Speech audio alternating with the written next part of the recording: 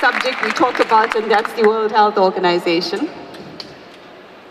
And Philipp is followed by political analyst. I'm so excited to meet her for the first time, Ulrike Guérot.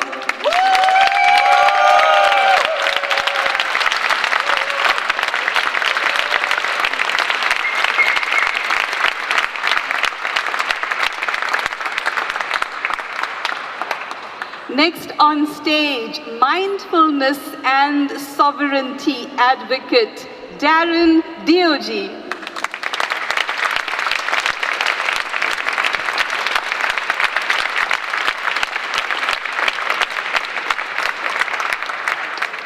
Well, she needs no introduction. I'm sure you know her, but both science and natural law expert, Dolores Professor Cahill.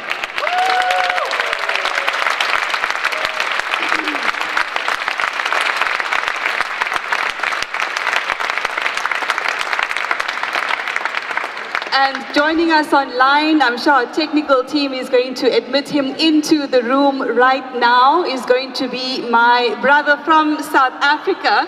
His name is Advocate Sabelo Sibanda, and we call him the people's lawtivist because he believes that law should serve activism for human rights.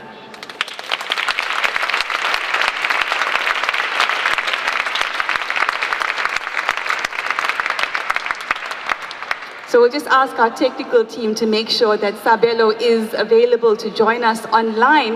The format is going to be each of our wonderful guests is going to present for 10 to 12 minutes. They convey 2 to 3 core messages to you that are inspiring, they're informative, and they're empowering. After which we'll have a brief session for some discussion and some Q&A. So if you have a moment to share this panel, photographs right now, get it onto social media so people know we are here to share that knowledge. We're about decentralizing the law so we can take back our power as human beings. First up, of course, is going to be my wonderful friend, Philipp Kruse. Thank you, Shabnam. Thank you very much for this very nice introduction. And please, if you could put on the PowerPoint. Yes, thank you very much for organizing this great event, to Maria Hubmer-Mock. So well done. And also thank you to Uwe Altschner to lead the audience through this great program. But most of all, I must thank you to all the experts, the scientific experts that make available their art to the public and make it ultimately available to us, to the lawyers. Yes, so the question is here. Yeah, thank you. Thank you to them. We have heard them right before. So the question is, does the law still serve human rights? Does the law still serve human dignity? And what can we do that this is again the case as it was in the past or as it was intended in the past? I'll give you just a brief overview. I have to run through, and as we have just 10 minutes.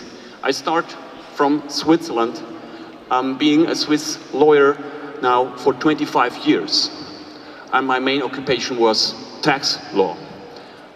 Most of the time as a private independent tax lawyer, but also I was on the other side of the fence in tax authorities for 6 years. Now, since the beginning of 2021, my sole occupation, my main occupation is to restore the fundamental rights and the fundamental constitutional order in Switzerland to the benefit of the people. This is my main purpose, my main business occupation since beginning 2021. We all know that nobody's perfect. The Romans said, errare humanum est. And knowing that, Montesquieu, right before the French Revolution, has established a system where he thought it would be capable of having errors prevented, having abuse of power prevented, and he established this very well-known system of the 3 powers, checks and balances. This system actually should allow us to avoid errors. If each of these powers would do their job as it is in Switzerland very well defined in the Swiss constitution. So I saw it as my duty as a lawyer to activate each of the powers on the Swiss constitution to do their job. And then in another aspect, which is inherent to the epidemiological problems, this is emergency law. This is an emergency action. Under emergency, you never have all the facts at hand. So in order to avoid errors there, you have the principle of a constant reassessment. A constant reassessment of your methods, of your risk analysis, and also of the solutions. So this is what we are heading for, to take on board all the evidence and all the scientific know-how we have heard during the past 20 months. Now, I run through briefly to give you the state in our country, where you will see then it's nothing different probably than what you see in your country as well. With respect to the government, we have the position that PCR is still the gold standard, that experimental mRNA vaccines must still be promoted. Extra powers shall be extended in Switzerland to the benefit of the federal government until June 2024, although the epidemic is over. This is what they propose to the parliament.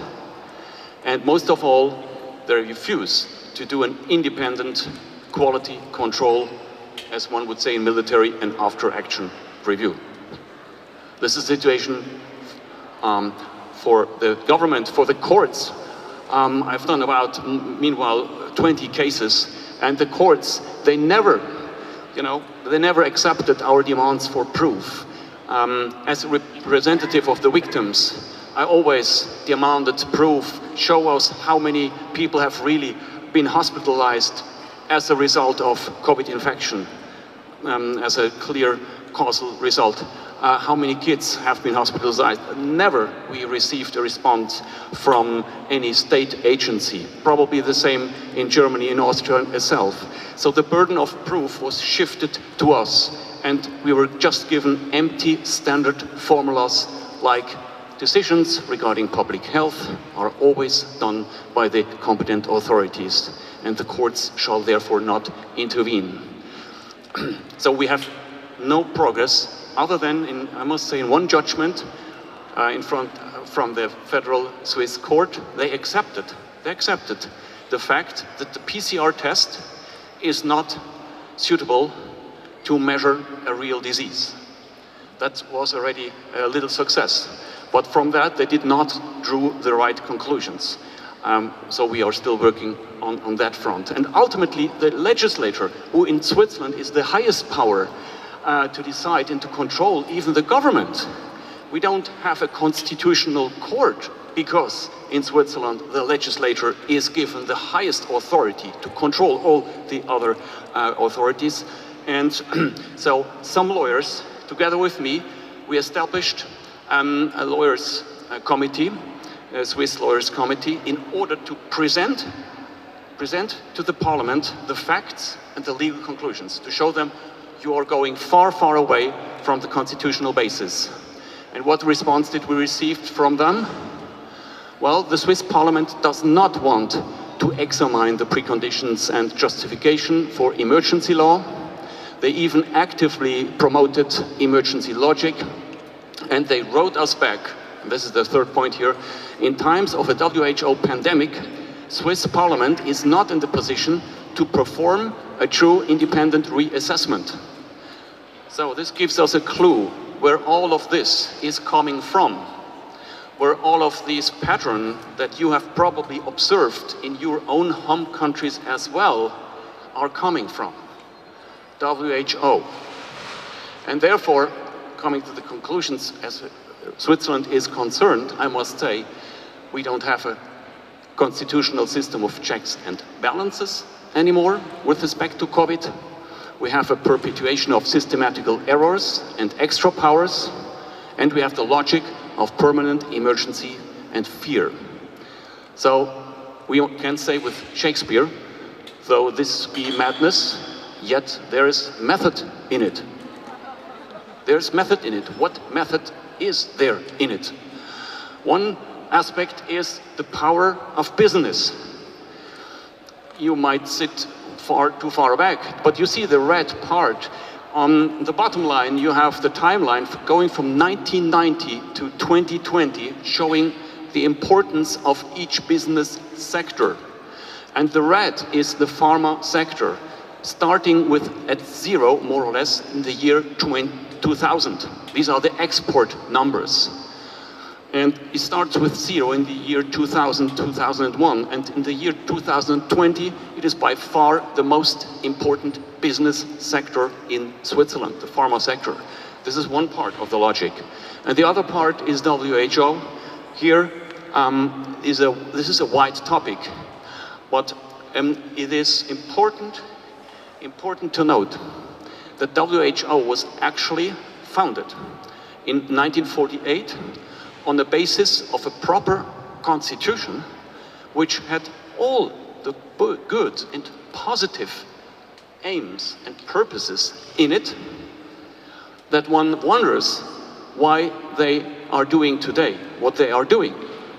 And we have just taken the first article of their constitution, which is so wonderfully. If we would ask our professor Bhakti, how would you define health?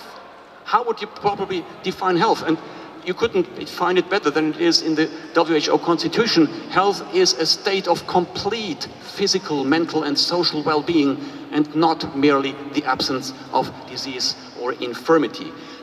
With this purpose in mind, an organization would possibly never order lockdowns, would never use a system, a PCR system, that would make emergencies as easy as a finger snip, and would never promote mRNA substances, highly risky, highly experimental, where nobody knew in advance what the effects were, but where we know today that they are so harmful. So now my 10 minutes, I guess, are over, although I have 20 more slides, much more to say, and I'm so honored to be here. Thank you very much for having me, and I gladly continue the conversation. Thank you.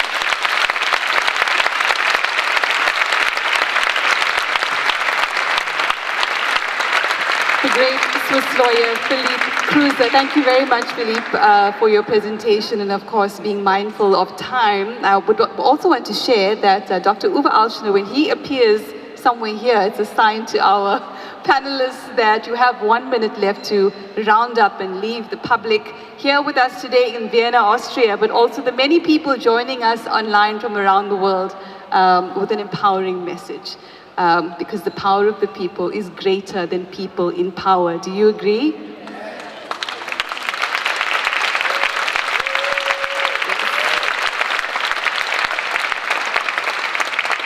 And someone who understands the power of the people very well is Ulrike Guérot. She is a political scientist, and I said to her, I'm so glad to see another woman on the panel who is a political analyst. So with no further ado, warm round of applause for Ulrike Guérot.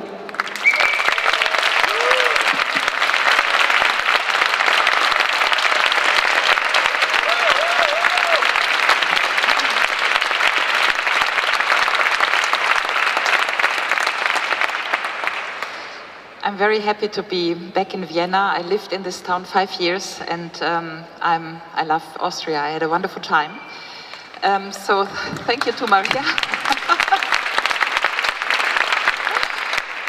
Thank you to Maria for having me. Thanks to Uwe also for organizing this. And a greeting to the panel before us, the medical panel with Sönix and Bhakti, and all the people who put facts and figures on the table, because I want to chime in precisely on this point and also on the legal problems we have with it. You introduced me saying I know the power of the people. To be honest, I prefer to live in stable political systems. Because when the power of the people is making history, then we call it whatever, French Revolution, Russian Revolution, and these moments in life are not funny, yeah? Just make this sure. I'm a political scientist, so this sort of moments where we talk about the power of the people, where the power of the people needs to go against the system, are no trivial moments in time. So I'm basically not so much into the power of the people, I'm much more into stable political democracies where we have legal structures that function, and I want to conquer them back.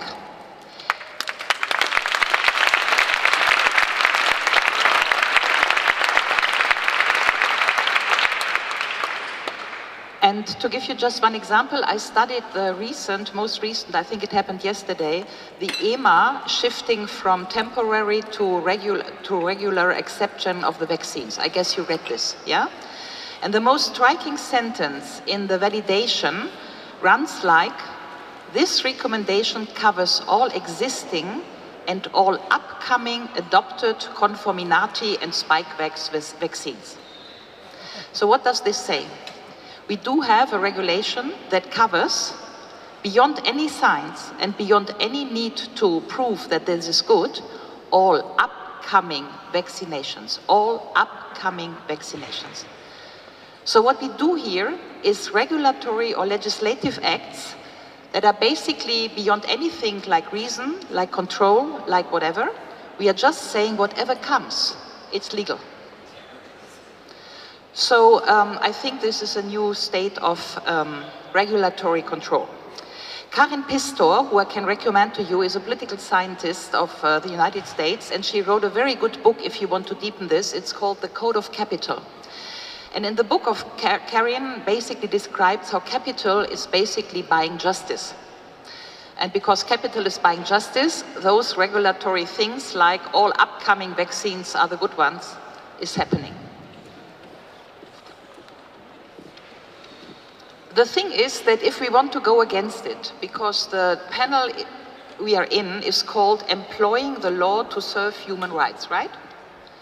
I think somebody got it wrong when shaping the panel, because it's not about human rights. We are talking about civic rights. And it's a very big difference, because human rights is the Charter of Geneva, and it's basically that human rights, shelter, food, drink, and basic needs of human men must be guaranteed despite all odds, meaning refugees, war situations, and so. But this is the basics. We are not talking shelter and food and drinks here. What we are talking are functioning political systems, are functioning democratic systems, and are states that guarantee civic rights. And civic rights are more than human rights. It's more than shelter and food and drink and basics, okay? So I think we need to get this very clear. That's about civic rights and our connections to state control, and not that we are basically wanting the basics of human rights.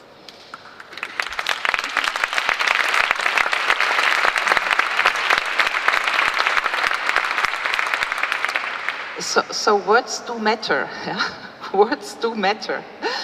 If we fight only for human rights, it would mean we have abandoned the idea of functioning political systems. It's very important to say this. Yeah? It's very important to understand this. What we want is elections. We want access to independent justice, right? Yeah, talking to a lawyer here. What we want is balancing of power in our political systems, which is an independent judiciary, which is executive, and which is parliamentary control. What we do not want to see is what we just saw in Germany the other day, the day before, where a government person interfered in the documents of the Bundesrat, basically accepting the Infektionsschutzgesetz, the new German infection law on vaccination. So a government person overnight changed documents of the Bundesrat, which is the second chamber in Germany.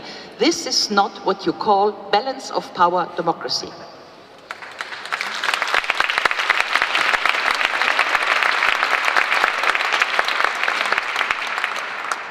And we don't change this with the power of the people. We change this with lawyers who go to court. And then we still need to hope that our courts still function, but we need to make the processes about this, yeah?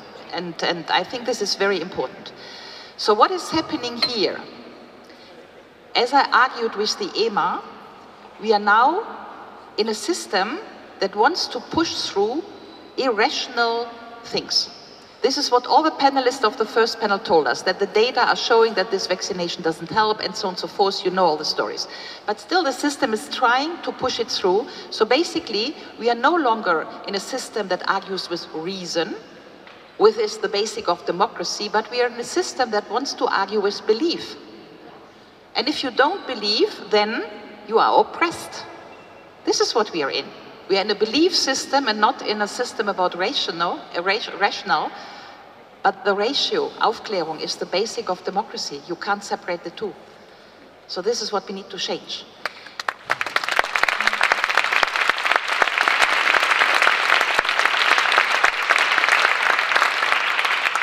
And from there I come to my third point, because if we are in a belief system, and the problem is that if you don't believe, you're oppressed, then the problem is how to change the belief system. How to change the belief system, yeah? And formerly, people would know this, that the most important thing is what do you get into the heads and minds of people. The Catholic Church would knew it, the Socialists would know it, they had all the schools and the churches, and they would know a century ago that the most important thing that everybody needs who want to establish a system is that you need to feed the heads and minds of people. And you need to have head control, mind control, yeah? Who's doing the mind control today? The mind control today is modern media, modern propaganda, modern advertising, the internet, everything that feeds your head. This is why in my book that perhaps some of you have written about, Wer schweigt stimmt zu, I wrote the sentence in this book that when we all were getting into this belief system of the COVID, whatever, 19 business, yeah, I listened every evening to Jefferson Airplane, who has a super song, White Rabbit, which is drawn about Alice in Wonderland, and there is this sentence, when logic and proportion are falling sloppy dead, feed your head, feed your head. So I just recommend that you go to the internet, you listen to this song, Jefferson Airplane, White Rabbit, feed your head. So what I want to point to is that we need to cut through the media matrix, because there's obviously much money at stake to feed our heads on COVID, with advertising, with propaganda, and just to say this, also on Ukraine, obviously, yeah? And what is the trigger behind? The trigger is evident. The trigger is money, because you cannot earn something with health, but you can earn a lot with vaccines. And you cannot earn something with peace, but you can earn a lot of money with arms. And so obviously there is propaganda machines that tell you you need vaccines, you need arms, because this is so and that's the narrative and you need to buy it. And we need to break through the media matrix. So here, how do we do this? And this is probably the most difficult thing, because the system has money. We have perhaps the power of the people, but sort of no money. By the way, this is a call for help for Maria, who funded enormously in this conference, and she needs funding for this conference for the fact that you are all sitting here and that there are media people and food around. So that's the problem. The problem is always, where does capital go?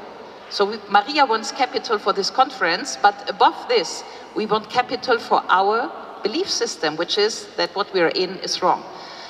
And I think the crucial thing is if we cannot make this happen, because if changing the system is no longer possible, as we saw with EMA and so on and so forth, if the system is the problem, and the effort to change it through regulatory legislation things is falling sloppy dead, then what I would like to end with is, what we need is creating a different system.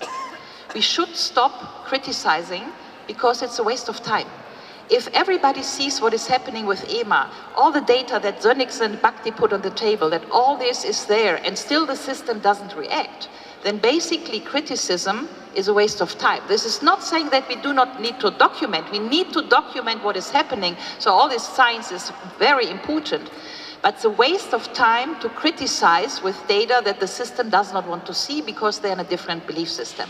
And if this is so, I think the only and most important thing is we rebuild systems. We rebuild other schools, non-vaccination schools. We rebuild universities. We try to outsource. We try to be creative. We do not let to steal our creative energy. We need to create the alternatives which are more thrilling, more sexy, more beautiful, more healthy, more human than the system is.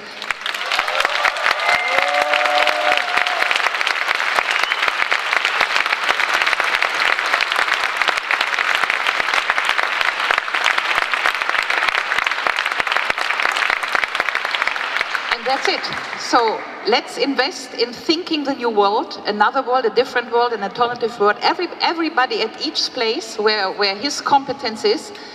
And I'm deeply convinced that we can make this so seductive for many people to come and join us, because it won't need a long time to just see that what they are living in, the most mass people, that this is just not going to work. But when they want to let it go, other structures need to be there. So we will need to create the alternative structures as to allow people to basically shift the room. Thank you for your attention.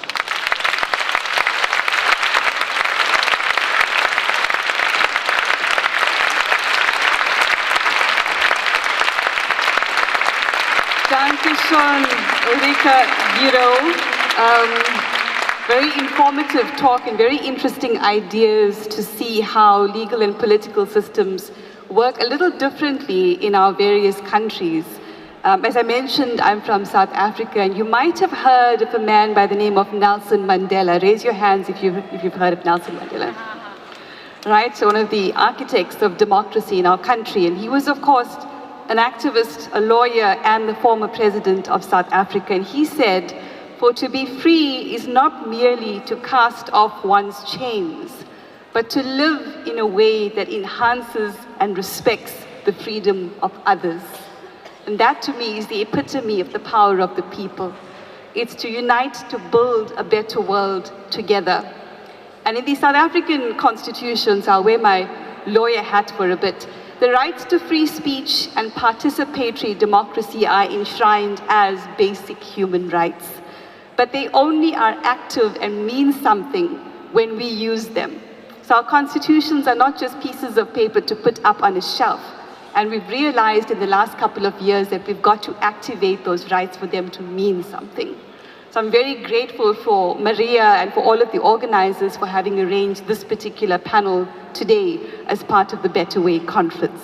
Our next speaker joining us today as part of panel 2 is, of course, mindfulness and sovereignty advocate Darren Deojee. Thank you. Good morning, everyone. Thank you. I couldn't really ask for a better launch pad than what Ulrike was sharing at the end there. A lot of the people that you see on the stage here today are fresh and active in this fight against tyranny and oppression that we're dealing with, and deceit.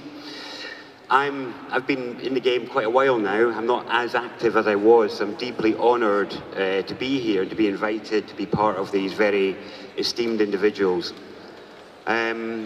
My days of activism were when I blew the whistle at corruption in the Scottish Parliament over 20 years ago, and I got into dealing with trying to speak truth to power, trying to bring humanity and honesty and integrity into the courtroom and into the interactions with public servants, because that was my background, was public service.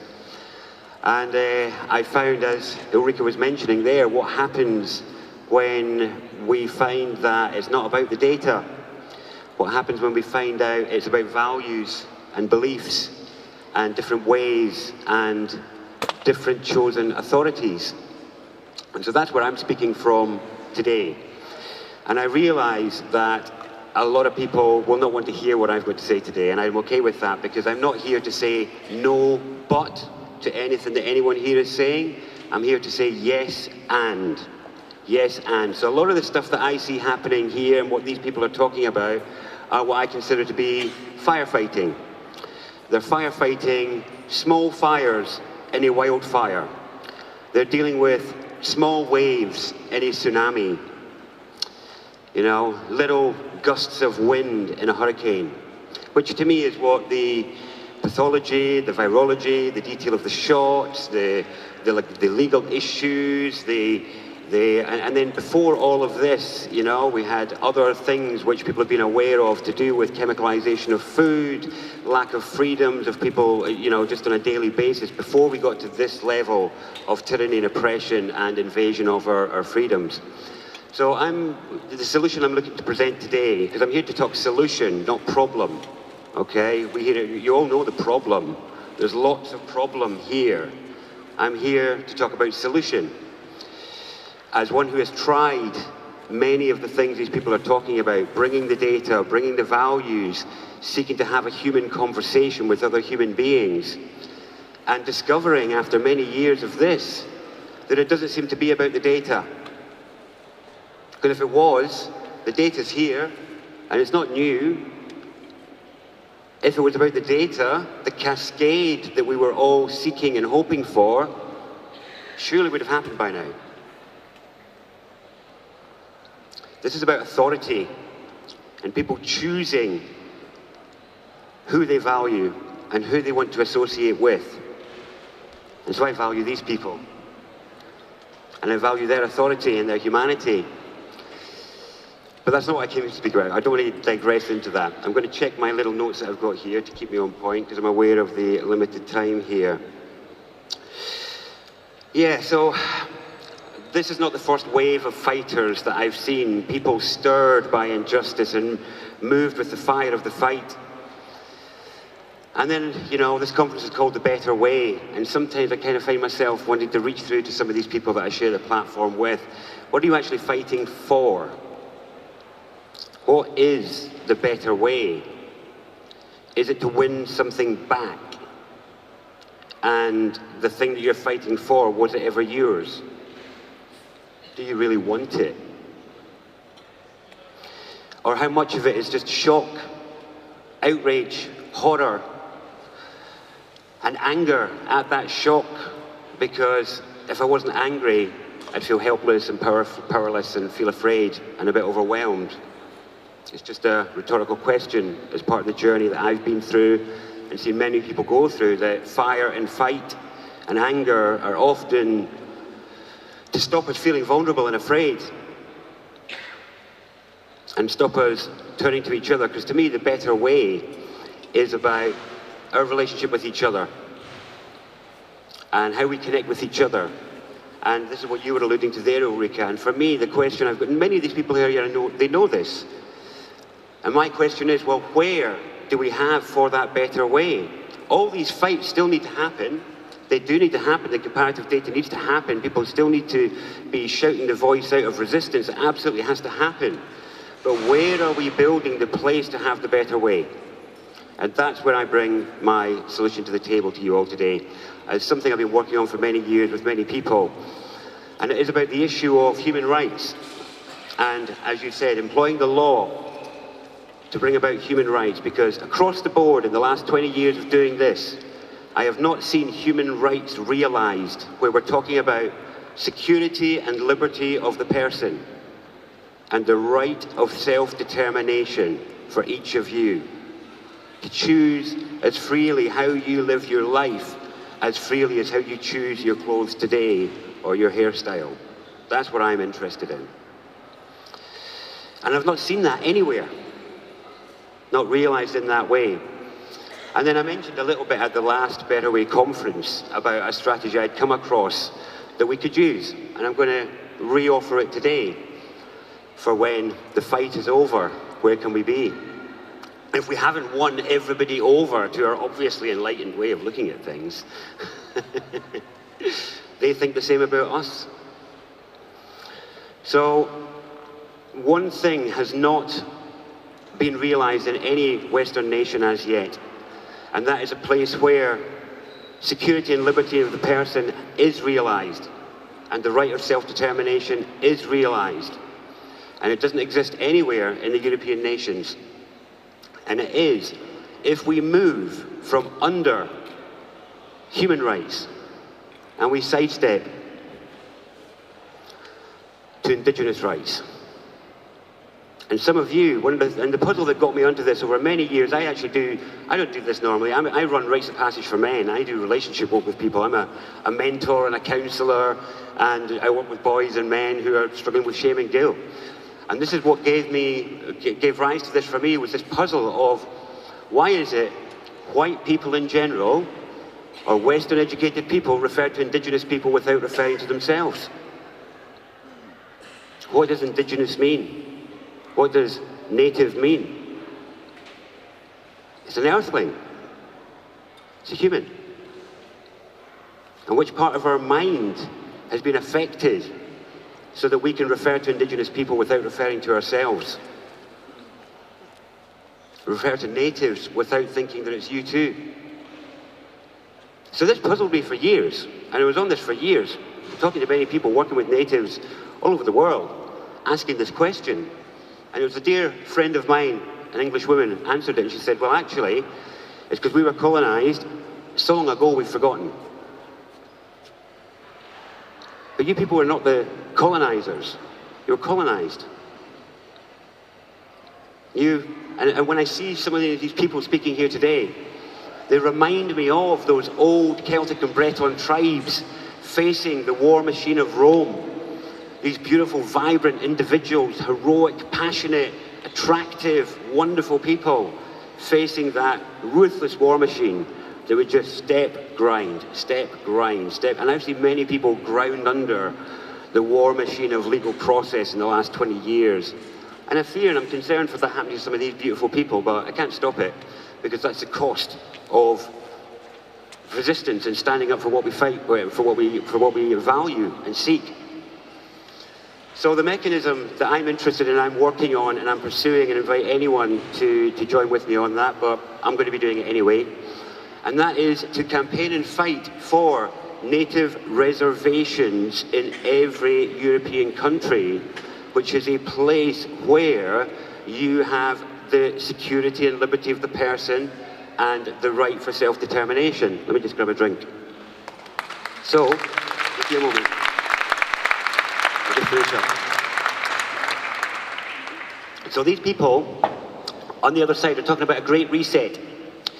And I know many people who will talk about different law forms, common law, alternative law, and these are all valuable. I've done that, and I am tired of learning languages that are not mine to try to convince somebody that I refute their claim to the highest truth. And that was something I had to heal out of myself, when it was like I was so desperate to convince these people, so desperate for them to see my values, when I was like, well, wait a minute, the way that you are championing and celebrating makes people sick. It makes them dislike themselves. It makes them turn on themselves, addicted, shamed, guilty for being a human being. Why am I defending myself to you? Why am I desperate to convince you? I refute your claim. But then all I'm asking for in this is a place where I don't have to enter into all your games of legal jargon, where you're getting paid to be here, but I have to give up my work to turn up. I'm tired of that game. I'm not playing it anymore. That's why I'm not in the active activism scene. I've been sitting as a strategist, watching, advising and consulting all these years, waiting for the right moment. I'm just going to wrap up now. So for me, the Great Reset is, for the real humans, is a remembering of our nativeness, a remembering of the nativity of the white Westerner. And all this stuff that we're calling alternative is not alternative. It is a return to native. It's not alternative medicine, it's native medicine. It's not alternative gardening, it's native gardening. It's not alternative dance, it's native dance. And you are each healing that bridge within yourselves. So, thank you, I am out of time. I'm going to be passing back to Shabnam here. But yes, I will be moving for the Indigenous people of the West to have a place where they can live in a more human way and live that better way, so there is somewhere to go to after the fight. Thank you.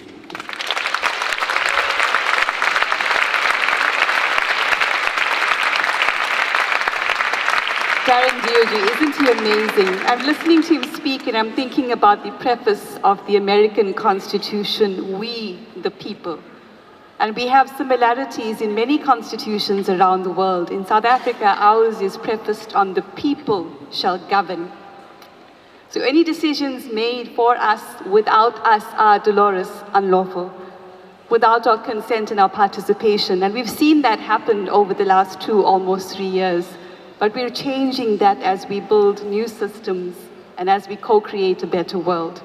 And therefore, it gives me great pleasure to introduce someone who's all about new systems, new thinking, but also old wisdom and living the better way. Professor Dolores Cahill.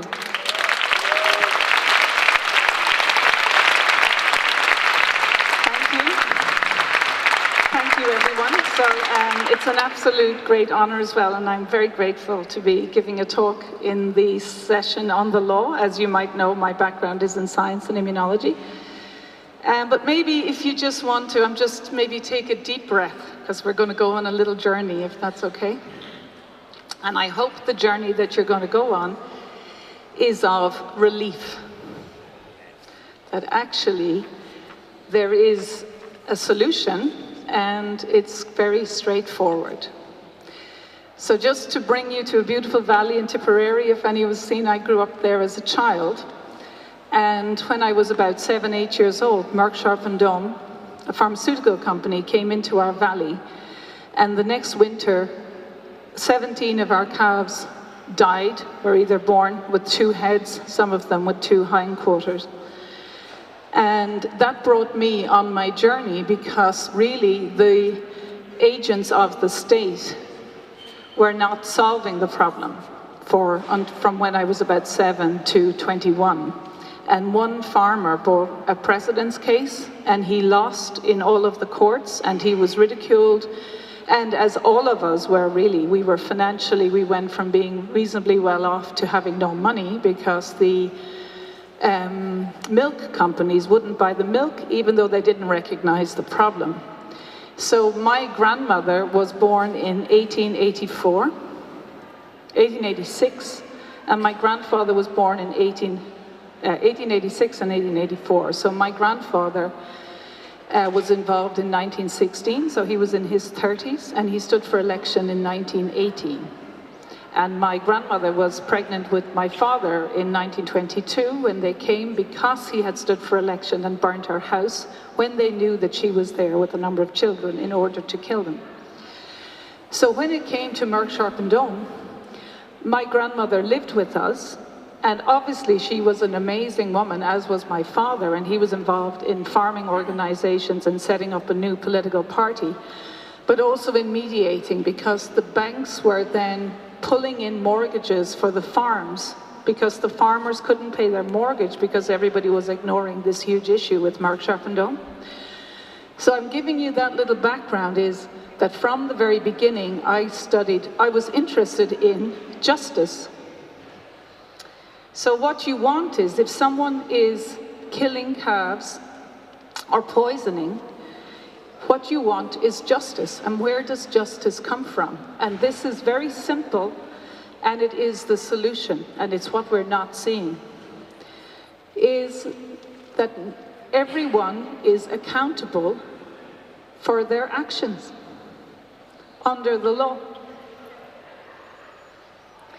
And so if someone is involved in doing something that's killing people, so under the law, you are guilty for your actions and your omissions. So for example, there was one care home in Ireland with 51 beautiful people. That was their home.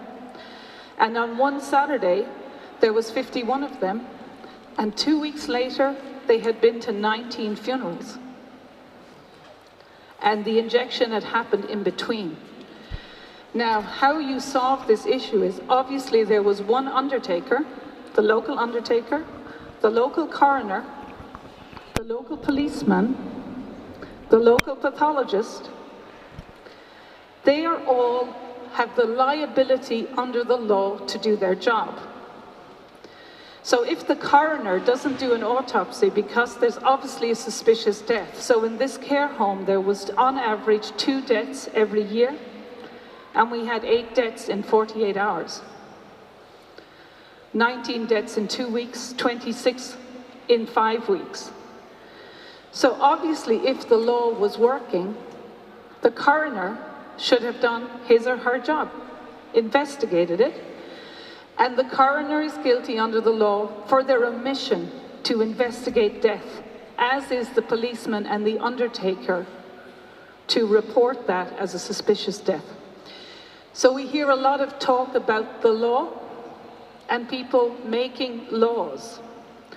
But what people are not taught for 2 or 3 generations, and why I preface it by growing up on a farm in Ireland, is that if you just reflect that societies around the world have functioned beautifully for thousands of years, So there is a book on Brehon law. So Brehon law has existed for tens of thousands of years, and we were known as the land of saints and scholars.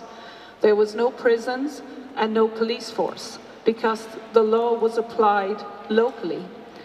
And it's very simple. You cannot go around killing people in any society, whether you're in Africa or in South America or in North America or in Europe. Doesn't matter what society you're in. If there is a death or a suspicious death, the community get together, it's called a jury, and then they investigate it.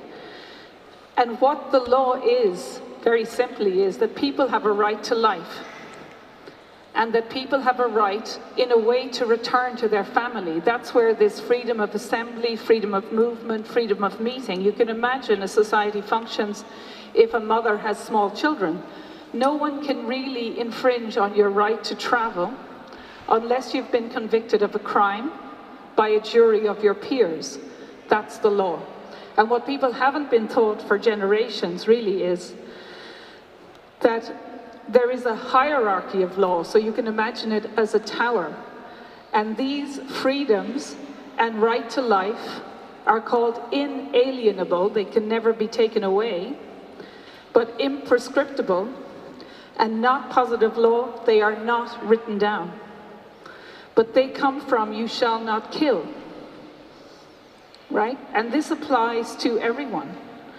So the missing bit is that under the law, which is, we'll say if you have 12 towers, it's at the very top, this natural law, really, you shall not kill, people have a right to life.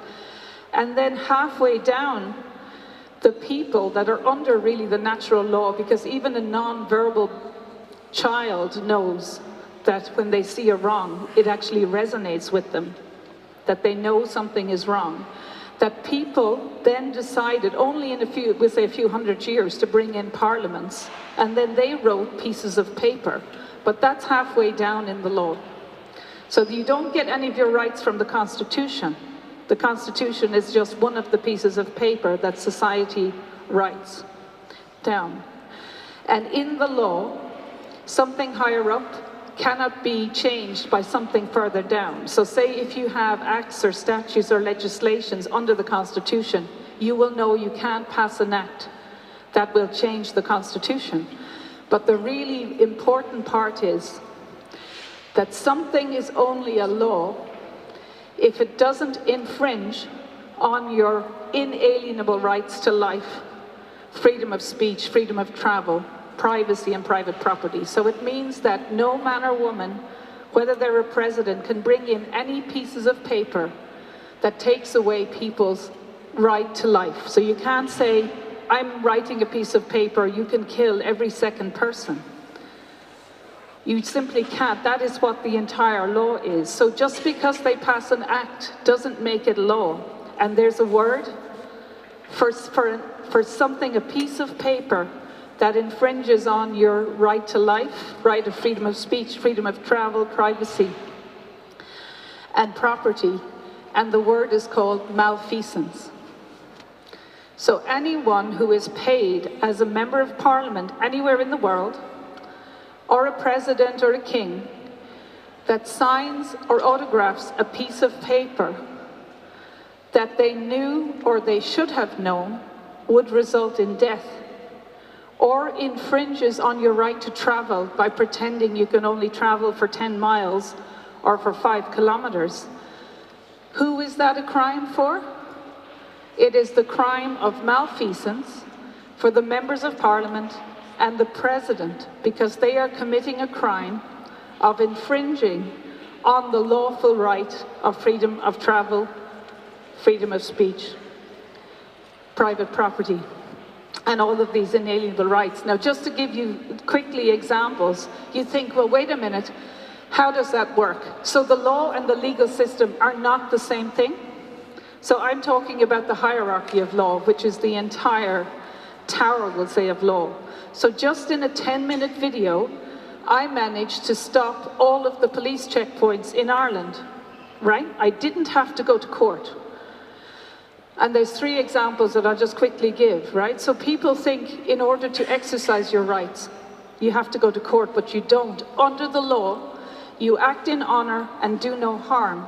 So in honor, you have to inform someone that what they're doing is breaking the law, it's unlawful. So in that video, we were organizing the St. Patrick's Day on the 17th of March 2021, and they had put what they called a cordon around Dublin so that no one could travel to celebrate our national holiday, St. Patrick's Day in Dublin.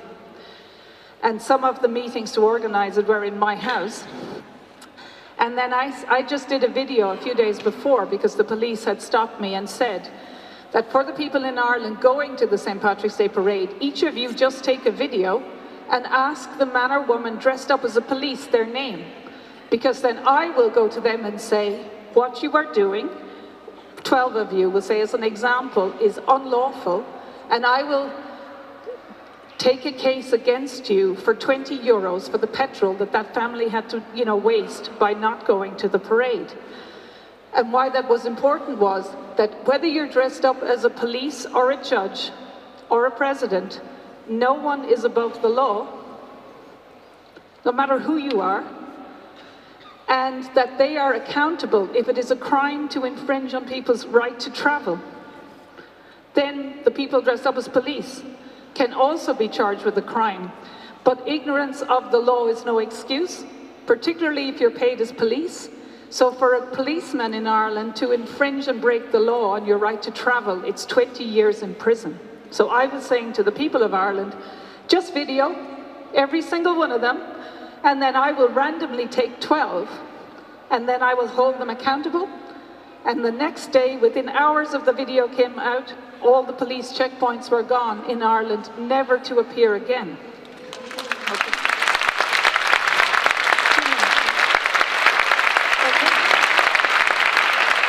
So why I want to give you a little bit of hope and relax is that, I travel around the world and people say, well, how do you travel? I just say, well, no, I'm not wearing a mask. I do not consent.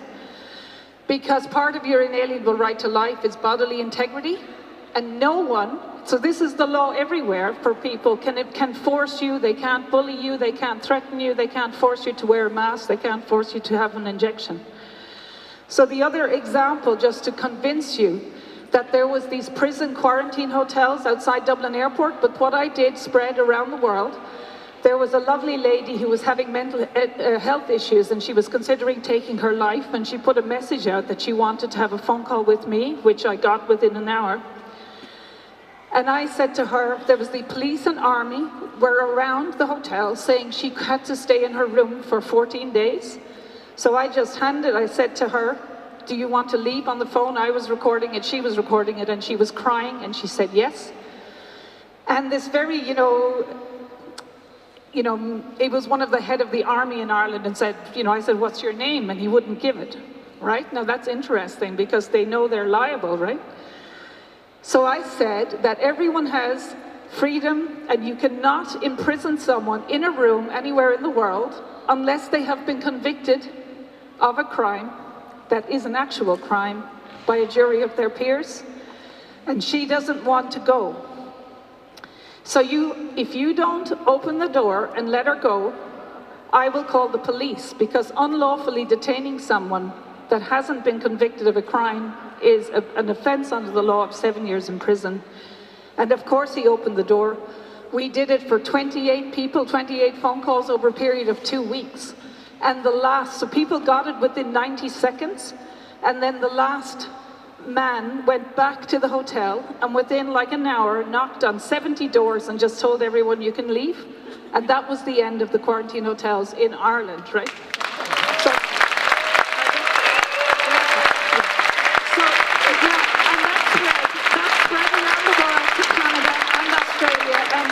Right? Because you have an inalienable right. And lastly, I'll just say, I instigated the World PCR Sequencing Consortium as a consortium coordinator in 2020.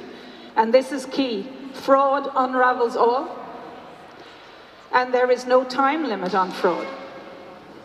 So we got ethics approval, but it's important to say we got ethics approval to PCR sequence all future anything that they call a pandemic on anything. So we don't have to go through the ethics process. And in America, we got ethics approval on the 21st of July 21 to DNA sequence all of the PCR testing. And within 24 hours, the CDC and the FDA in America did a class 1 recall of all PCR testing across America, because if the manufacturers or the doctors are giving a false diagnosis based on COVID-19 where there is no DNA, the doctor is liable for all the consequences of the false diagnosis and their private health insurance. But the politicians are all liable in their private and personal capacity, and fraud is a 7-year offense in prison for overseeing fraud. And the people who are liable are the regulators in the CDC and the FDA, right? So just to finish off, when I said come to me on the journey, that just because people say in Austria or Switzerland they passed a law, they didn't pass a law. A piece of paper is only lawful if it does not infringe on your inalienable right of freedom of speech, freedom of travel, and bodily integrity. But if there is one death on a clinical trial, the regulators and the people, the doctor, is liable for keeping on injecting because he knew or he should have known that that would cause harm, and the doctors are liable. So thank you very much for listening to me, and I hope that was helpful.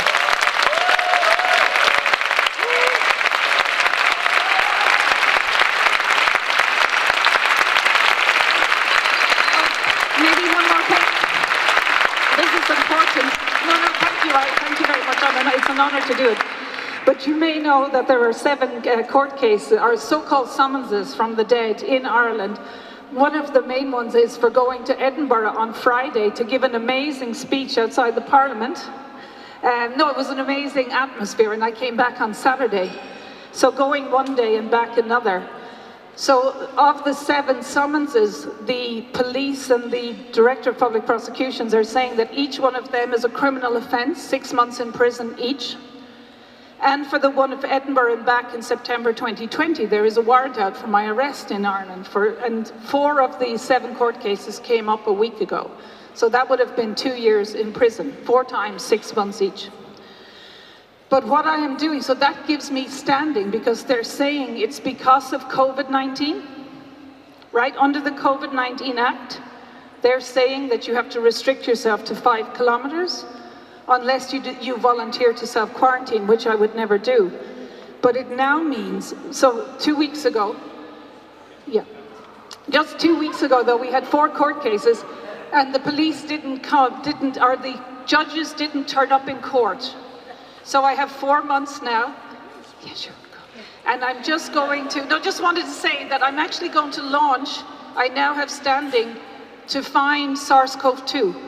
Because we've been talking about, I think it's the question of a generation, does it exist or not? And so we're going to launch it like the PCR sequencing consortium of the world. So I hope if I do that you'll support me. Thank you.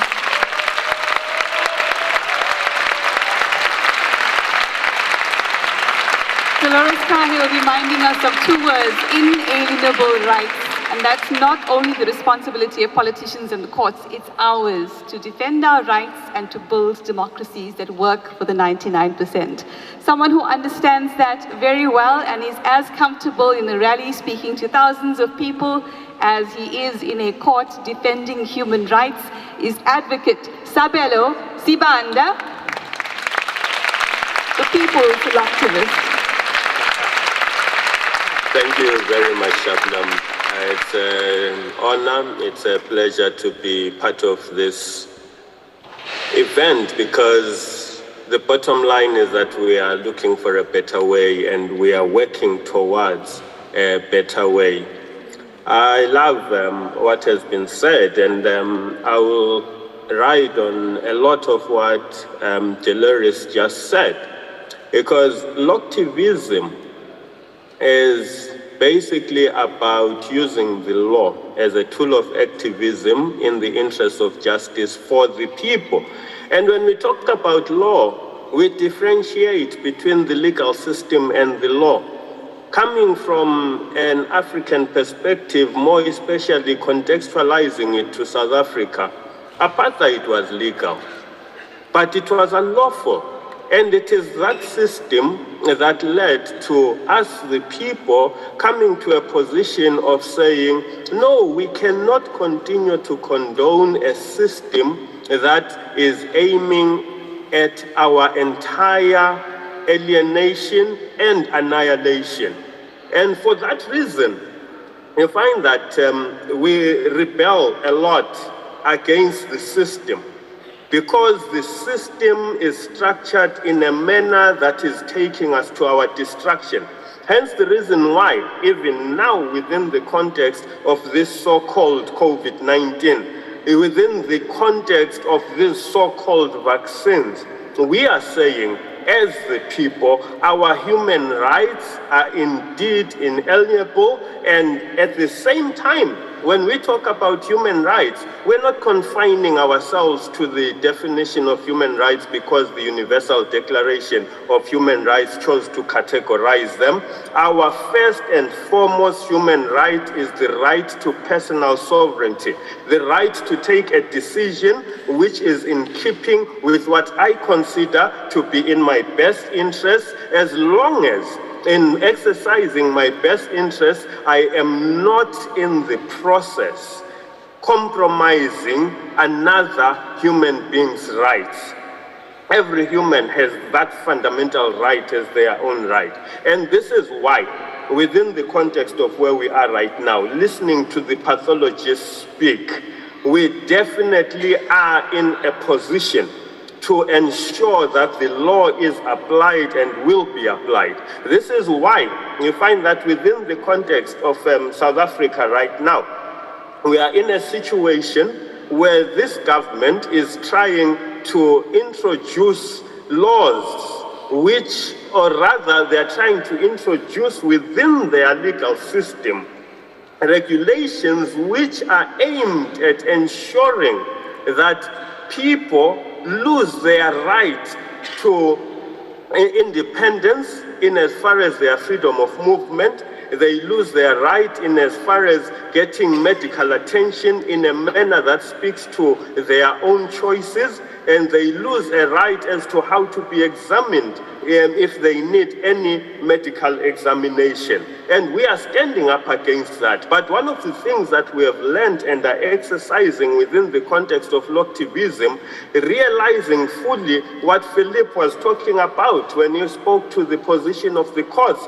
Our courts are compromised. We are aware of the fact that going to court is not necessarily about winning, but it's also about using the system against itself in the advancement of the law, in the advancement of the sovereignty of our people. We have within our constitution, as Shabnam mentioned, one of the core fundamentals of the people shall govern is participatory democracy. So these regulations that I'm talking about that are seeking to introduce three basic conditions. If you are supposedly sick, and where that sickness is defined by government as to what exactly that is, because they just call it a case. If you are suspected of being a case, or if you've been in contact with a case, then you get locked up. You get subjected to whatever it is that the system has designed. And this system calls upon us as the humans of the world who are concerned about our sovereignty, who are concerned about our health, to stand together, because it emanates from the World Health Organization, creating a system that therefore expects everyone to abide by in the name of the law. Because what is happening is that the legal system is actually abusing the law for the perpetuation of unlawfulness. And we are expected to sit back and say, yes, it's fine, because someone who calls themselves a parliamentarian has said that this must be law and it must be called law. Because there is someone who is sitting there as a so-called judge who will go and defend the legal system. The judges that we have in the main now are compromised and are defenders of the system and not the advancers of the law. If they were the advancers of the law, we would not be having this conference today.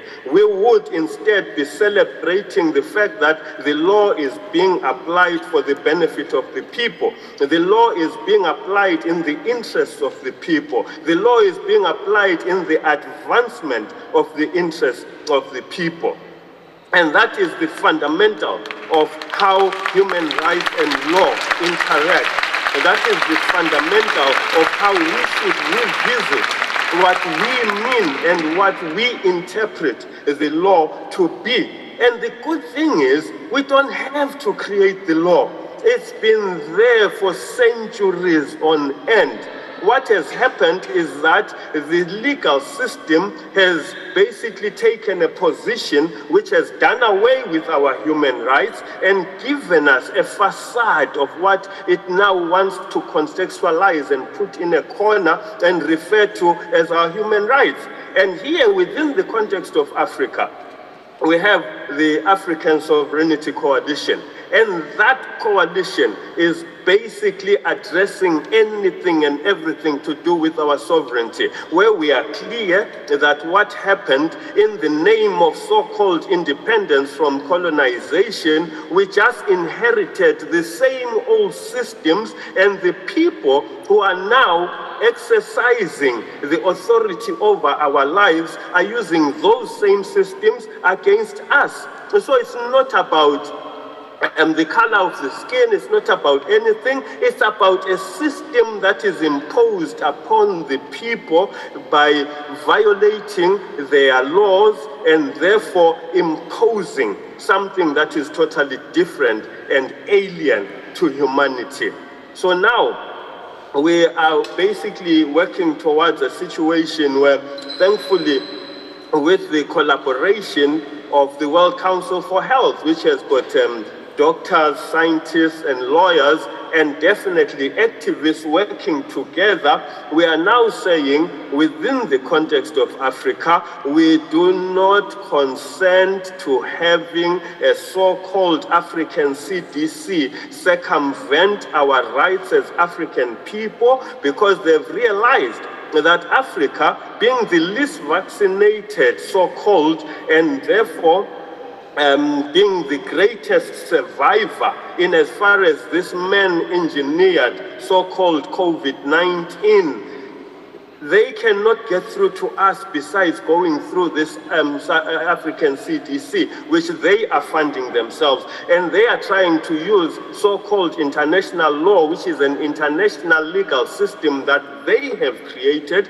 to try and take away our rights. And we say no. We will not accept that. We will not stand with that. But instead, some of the knowledge that we have received listening to those pathologists this morning gave me a clear view and a clear direction as to some of the things that we need to begin to do to call these people to book. And we have started it. I'm so glad that in as much as I cannot go into the detail, the meetings that I had, particularly in one of the African countries last week, basically addresses what Dolores is talking about, where the strategy is, let's begin to identify individuals and call them to book.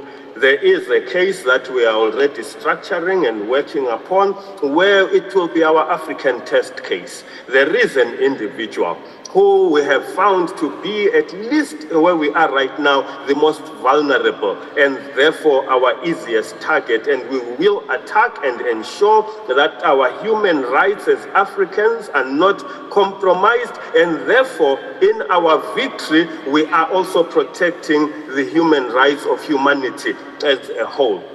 Because the situation as it stands right now is such that we who see cannot hope for a better way. We who see and we who are skilled and we who have the different degrees and levels of expertise have a responsibility to push ahead with the better way that we're talking about. To push ahead and say, yes, this is what we intend to manifest and this is what we desire, and we will work together towards that which we desire. We will not invest energy in fighting a system. We will not invest energy in trying to right the wrongs of a system that is totally wrong and totally messed up and is working towards our destruction. We will invest our energy in a better way in as far as our health is concerned.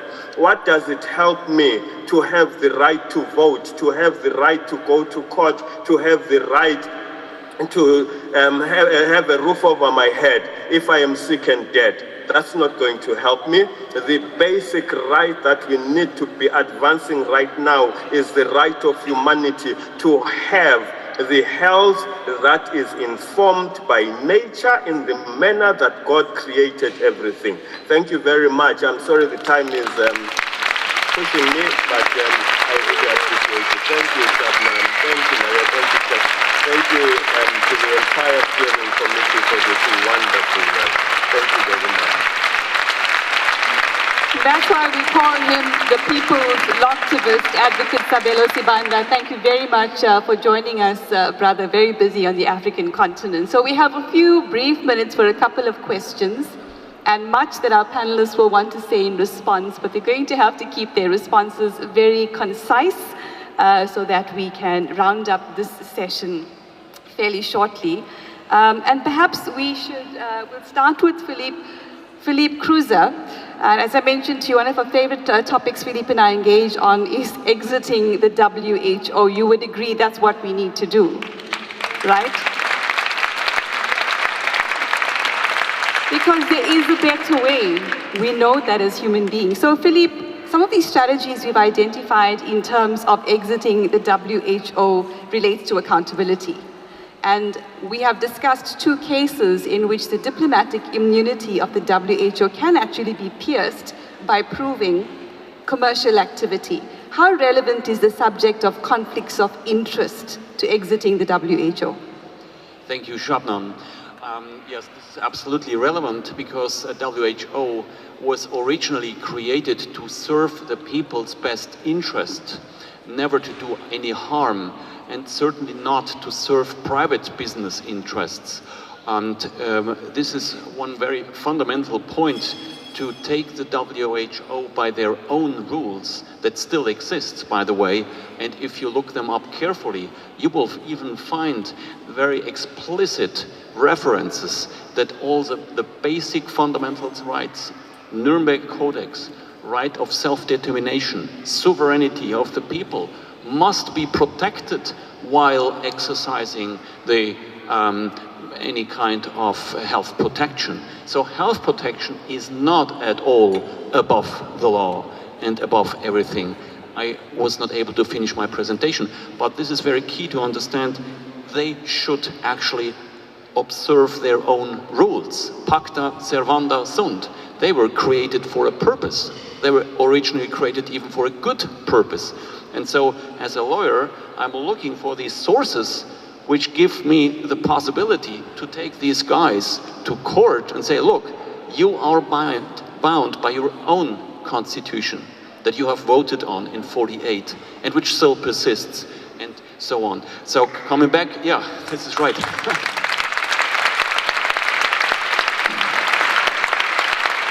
And so if an organization, to make it very short, turns away from the original purpose in the maximum possible way, meaning the organization is not serving the people, but is serving private interests, is not serving the people's health, but it's harming the people, is even killing the people, coming to the conclusion that if this organization is not even anymore willing to pursue its original goals, then it's not only sufficient to step out, this organization must be dissolved and scattered into all winds. the great Swiss lawyer Philipp Kruse. We're going to move on now to Ulrike Guérot. So Ulrike, the great scientist and philosopher Albert Einstein said, one of the signs of insanity is doing the same thing, expecting a different result. And that's what we see in our political systems around the world, where representative democracy is not working for the people. And we've seen that most blatantly in the last 2.5 to 3 years. How can political systems be transformed into representative democracy where inalienable human rights, or rights, as Dolores would prefer to say, are paramount? Thank you for the question. I think I would need a million hours to answer it, because I mean, what is obvious is that we see that the representative parliamentarian systems that we ought to know are basically no longer functioning or dysfunctional. Yeah. So in reaction to this, in political science, we can see a lot about participatory democracy or discursive democracy. For instance, we had a citizen assembly about Europe. Perhaps somebody heard of you. The European Commission invited something like 300,000 people. You could put wishes in the internet. What do you wish for Europe? There were citizens' assemblies, all well moderated and well sort of also searched for by Europe. Yeah? So we try to find new ways of democracy. And there are all kinds of proposals, like, for instance, you get a parliament which is half elected and half by ballots, to go through the mixture of people, to cut through the meritocratic elements, because what we see in research is that we all talk about gender and diversity in parliaments, not enough women and so, but the real underrepresented people is obviously the non-educated and the poor, right? So we never talk about them. If you talk about gender equality in parliaments, normally you take a man out of the parliament who is a lawyer and you put a woman who is a lawyer, but they are on the social strata anyway up. Yeah? So the underrepresentation of parliaments is not about diversity and women. It's also there, but it's not. It's essentially about the social sort of strata. So you can change this with all the formula we try to find, like discursive participation, ballots, blah. The thing is, and then there's interesting research, if you do, for instance, citizens' assemblies, those who come are the same who are in parliaments, yeah? Because the others feel like I'm not dressed up, you know, or I can't speak, or I'm too timid to speak openly. So the real problem is how you get those underrepresented people, even if you offer participatory representative structures, yeah? So all this to say, I need to be very short because I need to leave at 1 p.m., but we haven't found a way. I think we are in a huge transformation of democracy and what it is.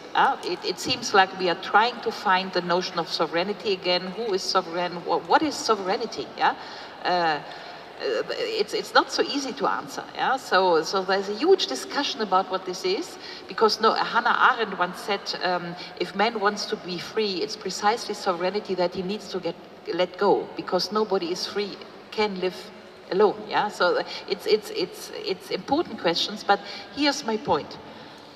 We are going through this transformation of democracy. We are having digital forms, new media, the whole thing.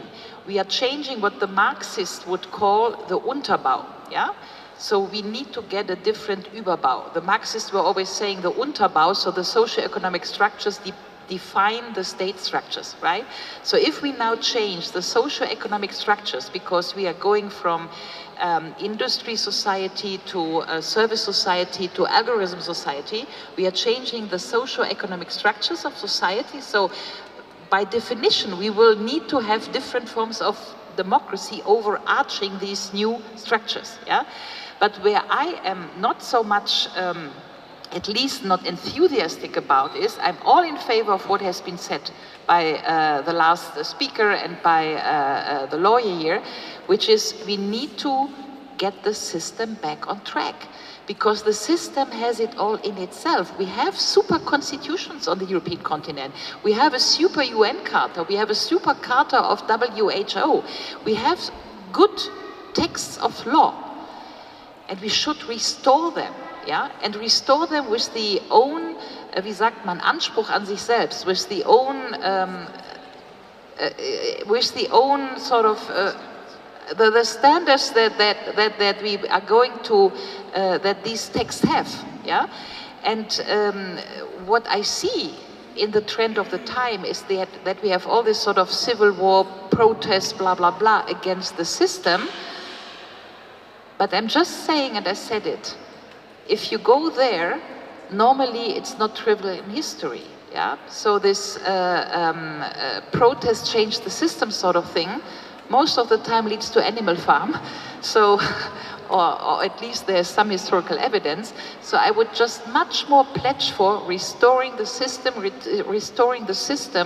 and as you have been saying, go to WHO and say, look, that's what you wanted, is protect citizens' health and not to destroy it. This is what we need to pledge, I think. Yes, of course. Dankeschön, Ulrike Guérot. Yeah, obviously, for this we need the pressure of the people, yeah? But to be honest, I mean, yeah, sure, but the problem is, then we have different questions and we probably can't answer them, yeah? The pressure of the street, the pressure of lawyers who pressure the legal system, everybody who pressures where he is, the teachers who pressure in school, their school director, and so on and so forth. I don't think that one demonstration is changing the world, but I would argue that if everybody pressures its institution where he is in, then I guess you can change, yeah? And then the protest cannot be delegitimized, because that's the problem we have. The protest today is delegitimized. Speaking here is delegitimizing me to a certain extent, right? Speaking on a demonstration is delegitimizing me, yeah? But so how can we basically go over this problem that the delegitimizing of the protest is part of the system, yeah? And if then we think about pressure and where we mobilize the pressure, and if capital, as I tried to explain, is the problem, perhaps we should pressure capital, yeah? I mean, I think there are different forms to think about here, but I think we can't solve the question. It's an enormous question because everybody is sensing that there's a huge disruption, system disruption going on, yeah? And we are all in that. It's like Stefan Zweig, das Problem der Zeitgenossenschaft ist, nicht zu sehen, in welcher historischen Entwicklung sie sich befindete. Dankeschön. So certainly we do need multi-pronged approaches, and it takes all of our participation to build the better world that we need, we want, and we deserve. Darren Deojee, our problem is not civil disobedience. Our problem is civil obedience to injustice and unlawfulness. How do we inculcate in young people the principle, the philosophy, and the approach of sovereignty, young people? It's a very good question, because usually the young would be the most rebellious, and yet in recent times I've seen the young to be the most statist. And it's a big issue that I'm dealing with the young back in the UK, or trying to. I like the last speaker had some great things to say there, where I don't have an answer. I'm just in the thick of the human problem of, you know, the state being presented as a caring authority, where you just have to be around it long enough to find out that's not the case. But for a lot of these young, they haven't found that. So for me, it's really about that, connecting the young with their own sense of values for processing the world, rather than accepting the values they've been presented with. It's a very tricky one. And I think until we have more impact from the work of activists and loctivists, and I mean, I love what Sabelo was saying, until there's more efficacy from there, it's difficult for the young to see that it's worth questioning and challenging authority, because they're not seeing valuable outcomes from it. You know, and for me, one of the big strategies that we haven't addressed in some of this is, why is it the judges are not going along with incredibly well-constructed cases that show basic human values are not being respected by the systems that we've created to uphold them? And it's something that we've lost. I was speaking to the table about with you the other day about it, where you know, until we can make the judge a hero for going with us, a bit like what the mafia used to do, that we can't do with money anymore. But if you put yourself in that judge's shoes, if you're there, it doesn't matter the merit of your case, if that judge doesn't think they're going to be a legend and a hero for going with you, what are you really asking of them? And for me, I think the young need to see that kind of human engagement in the older generations, where rather than trying to beat each other with sticks into doing things, or shaming and blaming and goading in different ways, if they can see that our victory is with mutual success, that it is win-win, it's mutual upliftment and mutual good results and good rewards, then they're going to think we've got something worth saying. You know, until then, though, because of the delegitimizing that Ulrike was talking about, the young are just getting this social narrative just being bombarded at them. They're on their screens more than any of us are, and we're probably all on our screens too much. You know, they're just being bombarded by that. Until we get something that shows that this human narrative we're bringing has value and goodness in it, you know, I'm just in the mystery scratching my head with the I don't know. Sorry.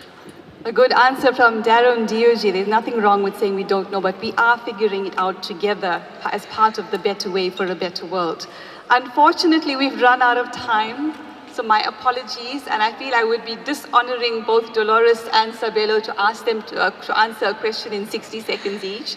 Can I just say something really quickly? Yes. So maybe just to say there are solutions, right? And just if you want to look at your credit card and see your all caps name, and on your passport 2 names in capital letters, that is actually a fraud. It's a misrepresentation, and fraud unravels all. So the very simple thing is just that these civil servants and the UN and the WHO, no one is above the law in each of our nations. And in the World Freedom Alliance, we sent out notices for liability to every head of state, every United Nations, the World Health Organization a year and a half ago. Notice to principal is notice to agent. So they are liable. There's no immunity.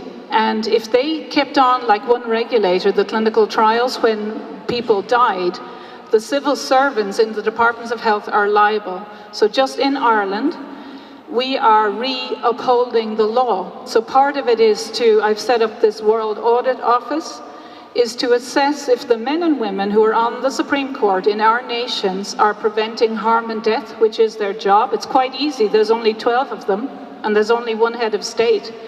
And if you audit the law, and they are not upholding the law and standing by, then they are liable, but to the families of the parents, right? So that father who was told, this is safe and effective, or coerced into doing it in order to get an operation, then they are liable.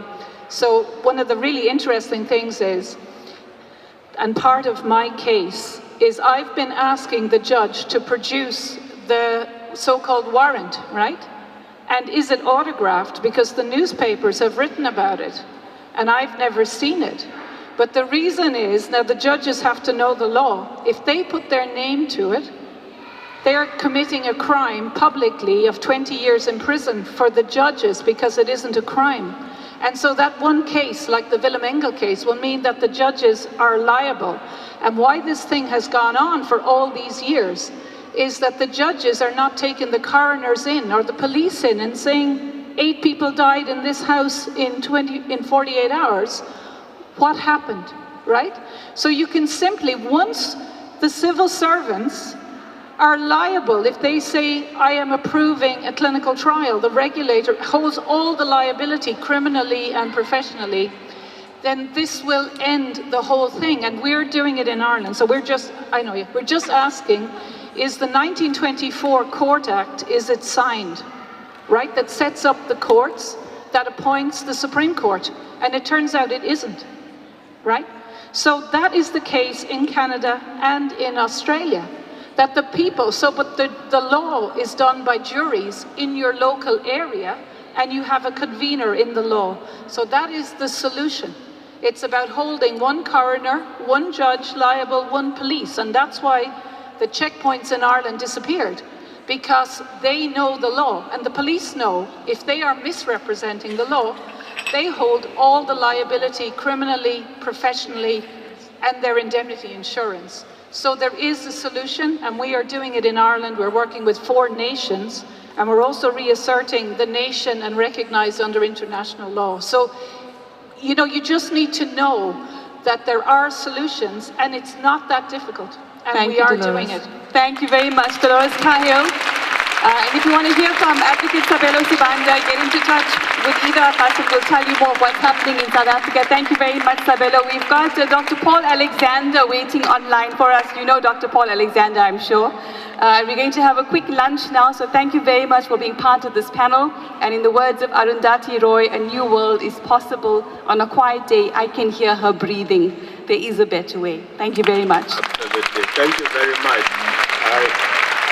Thank you so much. So right now we are going to have the lunch break, and we ask everybody to please join back in at 1:45. So we are starting at 1:45 here again, and also the interpreters who are doing the translations online, they need a break. And please a big applause for the interpreters who are doing the interpretations, German, English.